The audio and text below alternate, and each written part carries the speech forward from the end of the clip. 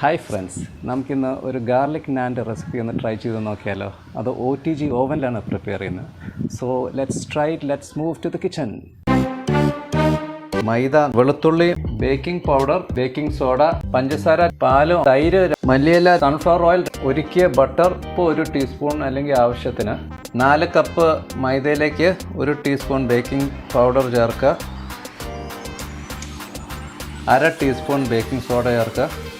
ഉപ്പ് 1 ടീസ്പൂൺ. ഇതൊന്ന് അരിച്ചെടുക്കുക. നമുക്ക് 1 മണിക്കൂർ കഴിഞ്ഞ് ഡോ പുറത്തോട്ട് എടുത്തായിരുന്നു. വീണ്ടും ഒന്ന് കുഴച്ചിട്ട് 20 ബോൾ ആക്കിയിട്ട് ഇനി അത് വീണ്ടും നനഞ്ഞ തുണി കൊണ്ട് മൂടി 1 മണിക്കൂർ വയ്ക്കണം.